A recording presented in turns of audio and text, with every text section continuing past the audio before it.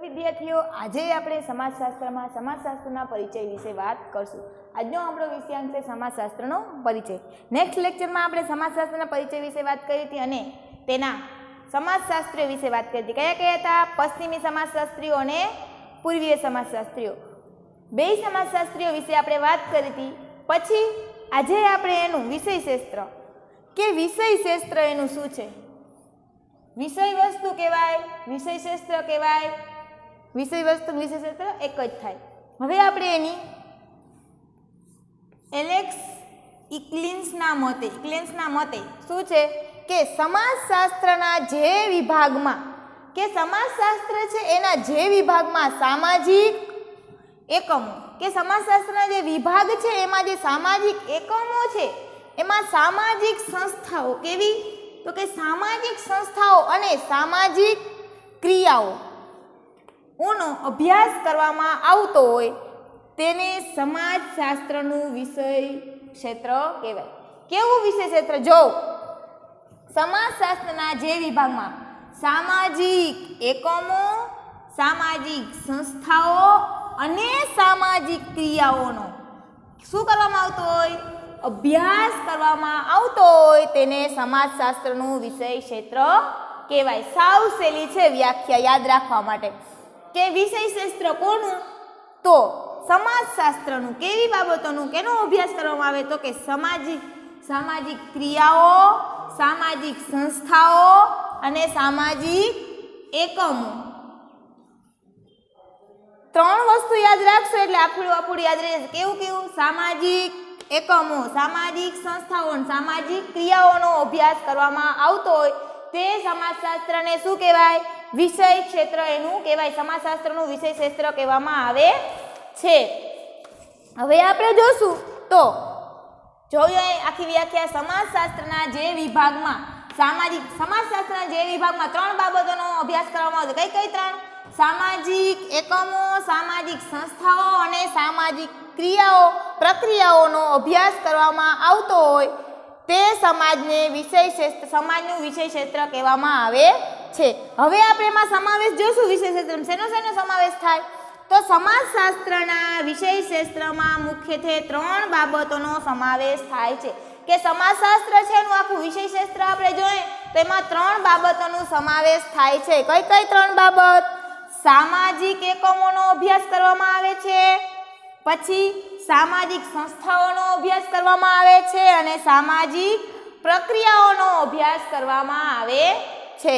હવે સામાજિક એકમોનું આપણે જોઈએ કે સામાજિક એકમમાં કઈ બાબતોનો સમાવેશ થાય તો સામાજિક એકમો છે એમાં સમાજ, સામાજિક સમૂહો, પછી સમુદાયો, સામાજિક મંડળો અને સામાજિક વસ્તી આનો સમાવેશ થાય છે। હવે પહેલો પોઈન્ટની આપણે જોશું તો કે સમાજ વિશે જોશું। સમાજમાં કઈ બાબતોનો સમાવેશ થાય તો કે સામાજિક એક તો સામાજિક સંબંધો, પછી બીજી કઈ બાબતનો સમાવેશ થાય તો કે સામાજિક આંતરક્રિયા,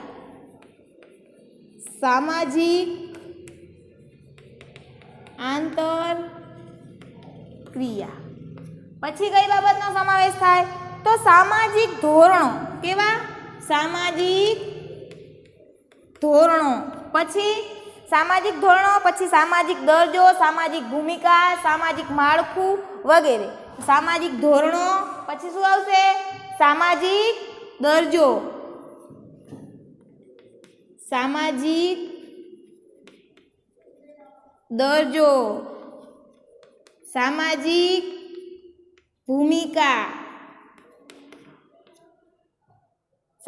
ભૂમિકા, પછી સામાજિક માળખું,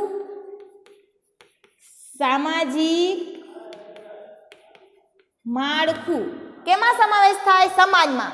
એ કયા નંબરની છે? પહેલા નંબરની। સામાજિક એકમોનો અભ્યાસ કરવો હોય તેમાં સમાજના સમૂહો, સમુદાયો, સામાજિક મંડળો અને સામાજિક વસ્તી વિશે પહેલું આપણે જોયું કે સમાજ છે એમાં કઈ બાબતનો સમાવેશ થાય તો કે સામાજિક સંબંધો, સામાજિક આંતરક્રિયાઓ, સામાજિક ધોરણો, સામાજિક દરજ્જો, સામાજિક ભૂમિકા અને સામાજિક માળખું। હવે આપણે બીજા નંબરનું જોશું. બીજા નંબરનું શું છે? સામાજિક સમૂહ. સામાજિક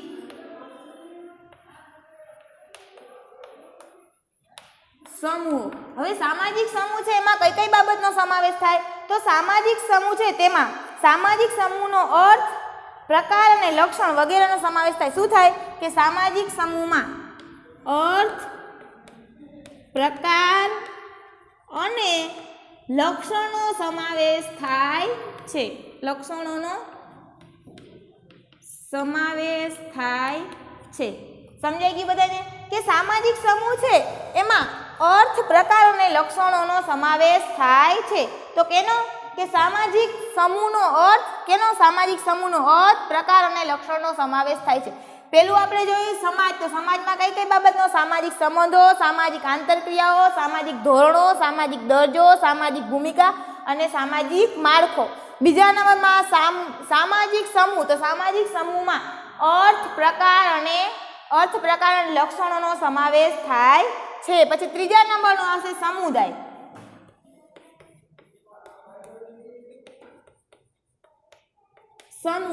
સમુદાયમાં કઈ કઈ બાબતનો સમાવેશ થાય છે? તો ગ્રામીણ સમુદાય, શહેરી સમુદાય અને આદિવાસી સમુદાય વગેરેનો સમાવેશ થશે. ગ્રામીણ સમુદાય, બીજું આવશે શહેરી સમુદાય અને આદિવાસી સમુદાય. ત્રીજું છે સમુદાય. સમુદાયમાં એના વગેરેનો અભ્યાસ કરવામાં આવે છે. કેનો અભ્યાસ કરવામાં આવે? તો ગ્રામીણ સમુદાયનો અભ્યાસ કરવામાં આવે, શહેરી સમુદાયનો અભ્યાસ કરવામાં આવે, આદિવાસી સમુદાયનો અભ્યાસ. કેમાં? તો કે સમુદાયમાં આ ત્રણ બાબતનો અભ્યાસ કરવામાં આવે છે.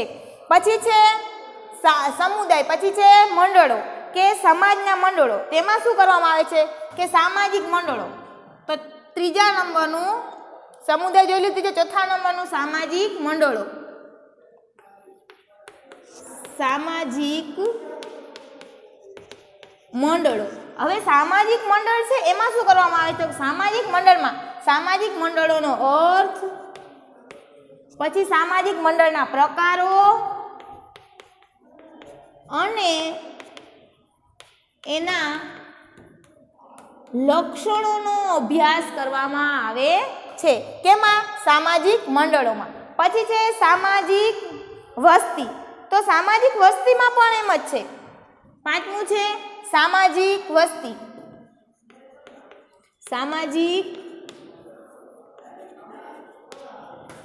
વસ્તી. હવે સામાજિક વસ્તી છે એમાં એના અર્થ, પ્રકાર અને લક્ષણોનો અભ્યાસ કરવામાં આવે છે.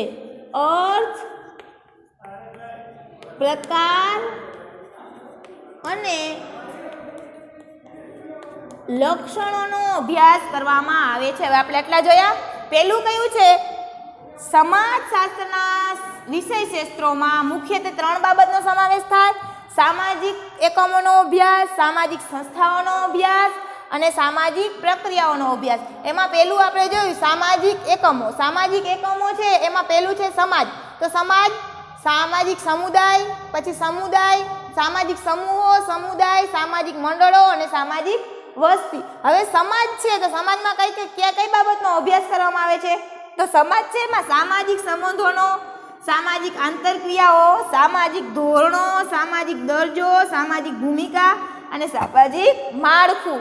પછી છે સામાજિક સમૂહ. બીજા નંબરમાં સામાજિક સમૂહ. તો સામાજિક સમૂહમાં અર્થ, પ્રકાર અને લક્ષણોનો સમાવેશ થાય છે, એનો અભ્યાસ કરવામાં આવે છે.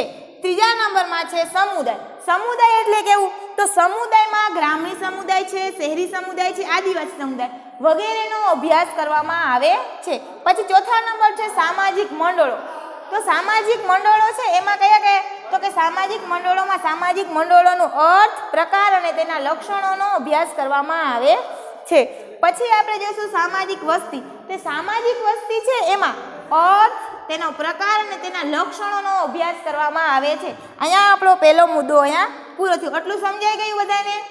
આ મુદ્દા છે ખાલી અત્યારે આપણે નામ આપ્યા છે, પછી આગળ ડિટેલમાં તમને ભણાવવામાં આવશે આ નેક્સ્ટ લેક્ચરમાં. એક આપણું અહીંયા પૂરું થયું. કયું? તો કે સામાજિક એકમોનો અભ્યાસ. સામાજિક એકમ આપણે જોઈ લીધું. હવે બીજું આવશે તો કે સામાજિક સંસ્થાઓનો અભ્યાસ. કયો? સામાજિક સંસ્થાઓનો અભ્યાસ બીજા નંબરમાં.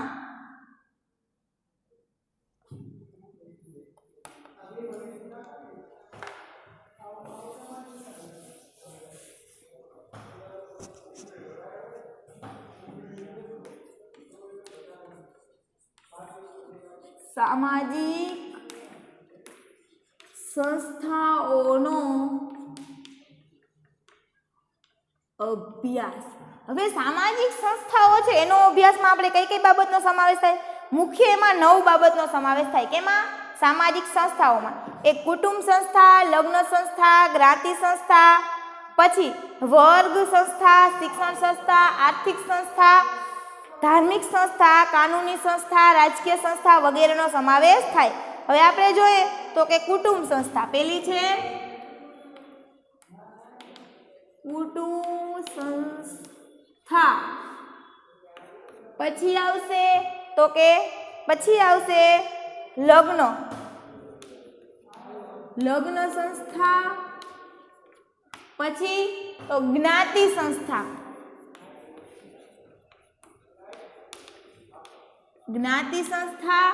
પછી આવશે એમાં વર્ગ સંસ્થા. પછી આવશે એમાં વર્ગ સંસ્થા. પછી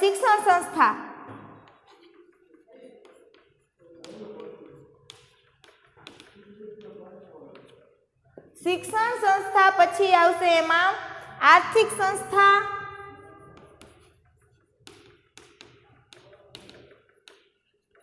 પછી કઈ આવશે? આર્થિક સંસ્થા. પછી આવશે ધાર્મિક સંસ્થા.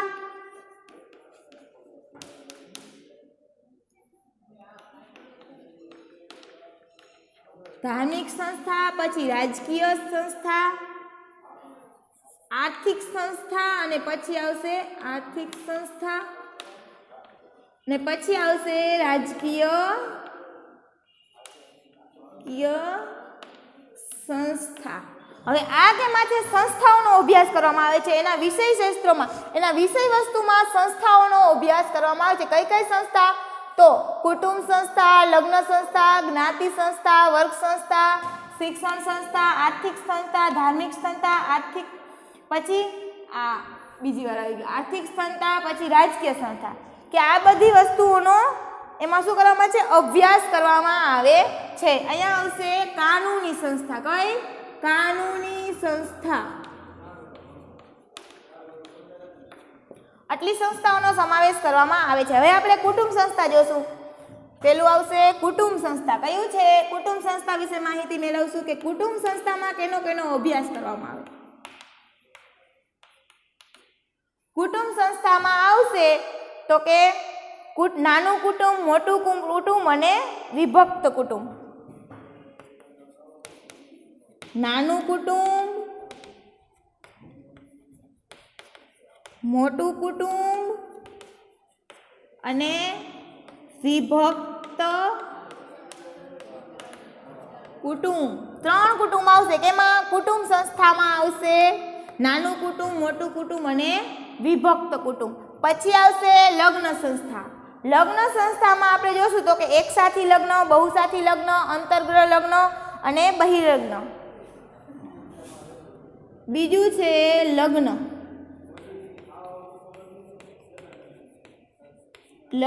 સંસ્થા.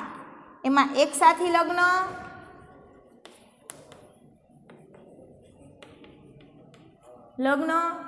એકસાથી લગ્ન, પછી બહુસાથી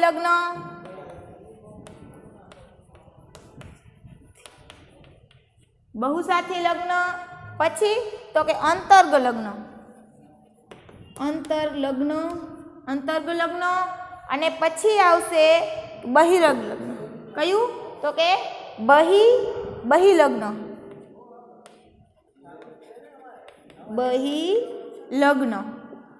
હવે પછી ત્રીજા નંબરનું છે કયું છે? જ્ઞાતિ સંસ્થા. જ્ઞાતિ સંસ્થા એટલે જ્ઞાતિમાં તેમાં મુખ્યત્વે વર્ગ અર્થ, તેના વર્ગોનો અર્થ અને તેના પ્રકારો અને લક્ષણોનો સમાવેશ થાય છે. કેમાં? તો કે જ્ઞાતિમાં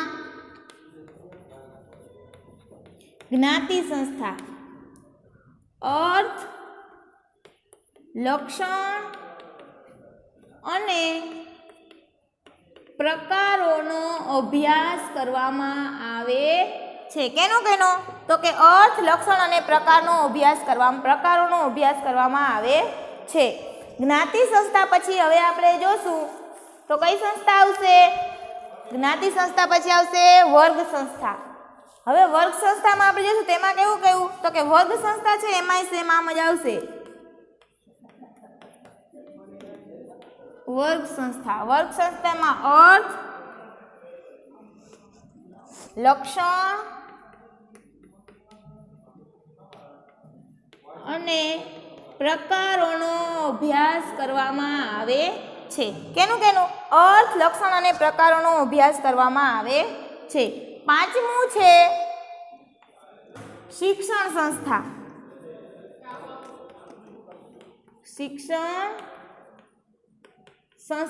તો શિક્ષણ સંસ્થા છે એમાં કઈ બાબતનો અભ્યાસ કરવામાં આવે? તો શિક્ષણ સંસ્થા છે એમાં શાળાઓ, મહાશાળાઓ વગેરેનો અભ્યાસ કરવામાં આવે છે. શાળાઓ, મહાશાળાઓ, વિશ્વવિદ્યાલય. શાળાઓ, મહાશાળાઓ અને વિશ્વવિદ્યાલયનો અભ્યાસ કરવામાં આવે છે. કેમાં? તો કે શિક્ષણ સંસ્થાનો. પછી છે આર્થિક સંસ્થા. 6 નંબરનું છે આર્થિક સંસ્થા. હવે આર્થિક સંસ્થા છે એમાં કઈ બાબતનો સમાવેશ થાય? તો કે ખેતી, ઉદ્યોગ, પરિવહન વગેરે, વેપાર, દૂરસંચાર વગેરેનો સમાવેશ થાય છે. કયું? ખેતી, પછી વાહન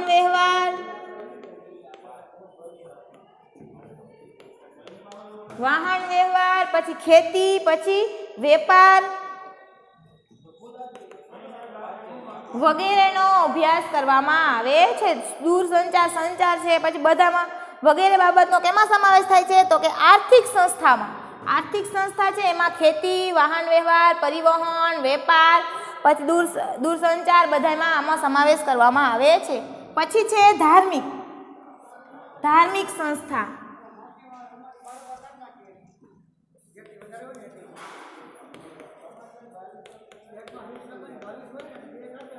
ધાર્મિક સંસ્થાઓ. તો ધાર્મિક સંસ્થા છે એમાં કઈ બાબતનો સમાવેશ થાય? ધાર્મિક સંસ્થા છે એમાં મુખ્યત્વે ધર્મો, સંપાદકતા અને બિન સંપાદકતા. ધર્મો, કઈ બાબત? એક છે ધર્મ, પછી સંપાદકતા,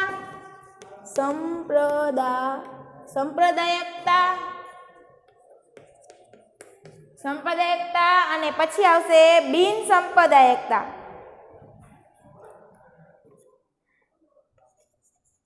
બિન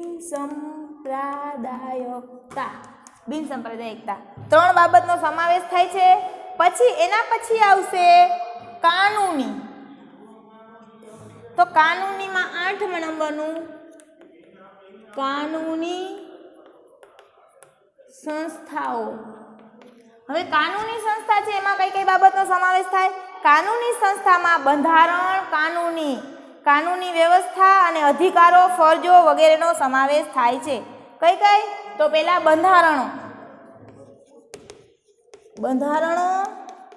પછી ફરજો, પછી આવશે એમાં કાનૂની વ્યવસ્થા વગેરેનો અભ્યાસ કરવામાં આવે છે. પછી ફરજો છે વગેરેનો અભ્યાસ કરવામાં આવે છે. કેમાં? તો કે કાનૂની સંસ્થામાં. પછી છેલ્લું છે રાજકીય. 8મા નંબરનું રાજકીય. અહીંયા લખી નાખ કે રાજકીય છે એમાં કઈ બાબતનો સમાવેશ થાય છે? તો રાજકીય છે એમાં આપણે જોશું તો રાજકીય બાબત છે એમાં રાજ્યને લગતી જે બાબતો છે એનો સમાવેશ થાય છે. એના લક્ષણો, રાજકીય બાબતમાં રાજકીય પક્ષો, એના લક્ષણો વગેરે બાબતનો સમાવેશ થાય છે. એમાં રાજકીય બાબતમાં એના લક્ષણ પક્ષો, રાજકીય પક્ષો, સરકાર, પંચાયતો વગેરેનો અભ્યાસ, કારોબારી, ન્યાયતંત્ર, રાજકીય પક્ષો, રાજકીય સંસ્થાઓ. તો પેલું આવશે રાજકીય પક્ષો,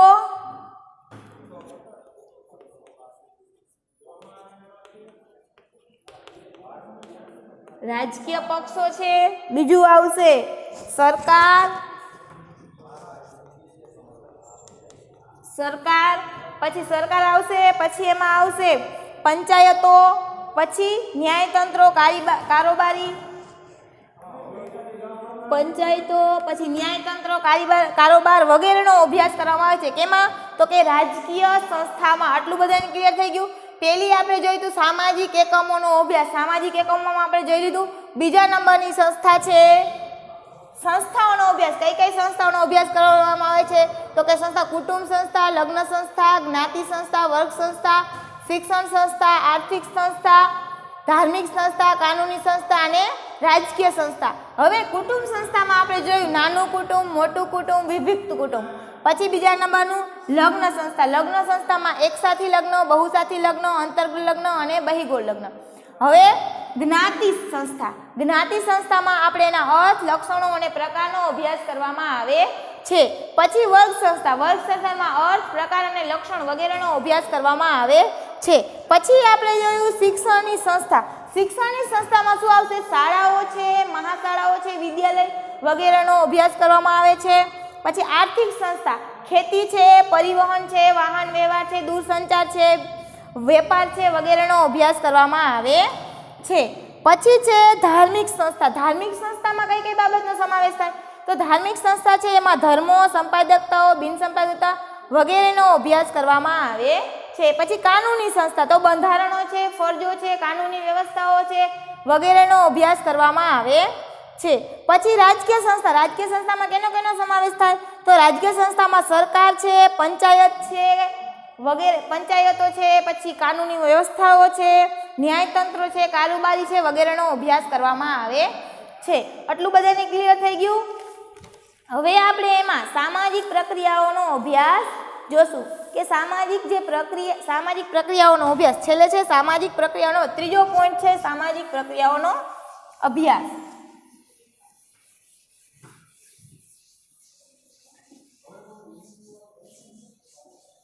સામાજિક પ્રક્રિયાઓ વિશે આટલું બધાને સમજાઈ ગયું.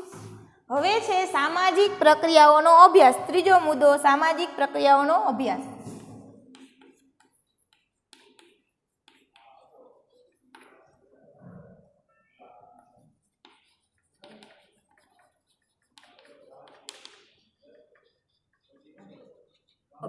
સામાજિક પ્રક્રિયાઓનો અભ્યાસ. સામાજિક પ્રક્રિયામાં ત્રણ બાબતોનો સમાવેશ છે. સામાજિક આંતરક્રિયા, સામાજિક આંતરક્રિયા, પછી થાય એમાં સામાજિક આંતરક્રિયા, પછી સામાજિકરણ, સામાજિકીકરણ અને ત્રીજું છે એમાં તો કે સામાજિક નિયંત્રણ. કયું? સામાજિક નિયંત્રણ.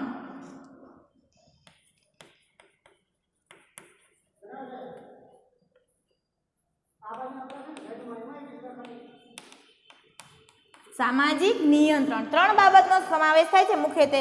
સામાજિક આંતરક્રિયા, સામાજિકીકરણ અને સામાજિક નિયંત્રણ. હવે પહેલું આપણે જોશું સામાજિક આંતરક્રિયા.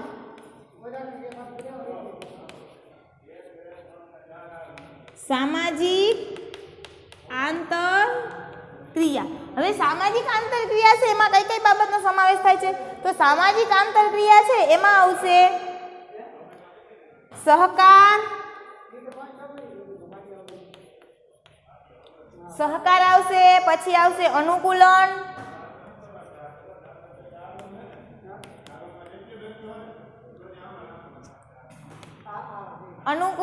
પછી આવશે તો કે સંઘર્ષ, સ્પર્ધાઓ સંઘર્ષ સ્પર્ધાઓ અને આત્મસાતીકરણ વગેરેનો અભ્યાસ કરવામાં આવે છે. કેમાં? સામાજિક આંતરક્રિયાઓમાં. પછી બીજા નંબરમાં આવશે સામાજિકરણ. હવે સામાજિકીકરણ છે એમાં કઈ કઈ બાબતનો સમાવેશ થશે? સામાજિકરણ છે તેમાં સમાજના સભ્યોનો, જે સમાજના સભ્યો છે તે સમાજ માન્ય ધોરણો અને વર્તન શીખવામાં આવશે. કે સામાન્ય જે સભ્યો છે, સભ્યોને જે સમાજમાં રહેવાના વર્તનો છે એ શીખવામાં આવશે. સમાજના સભ્યોને કે સમાજ માન્ય ધોરણો અને વર્તનો શીખવામાં આવશે. કેવા સમાજના સભ્યોને? સમાજના જે સભ્યો છે એને ધોરણો અને વર્તન શીખવવામાં આવે છે. કે સમાજમાં કેવી રીતના રહેવું એનું વર્તન શીખવવામાં આવે છે. પછી છે સામાજિક નિયંત્રણો. ત્રીજા નંબરનું છે સામાજિક નિયંત્રણ.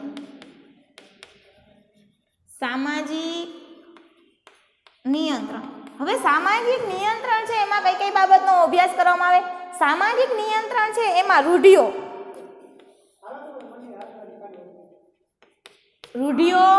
પછી છે રિવાજો,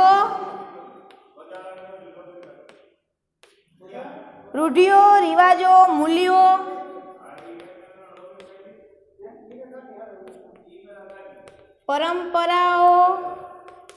પરંપરાઓ, પછી ધોરણો,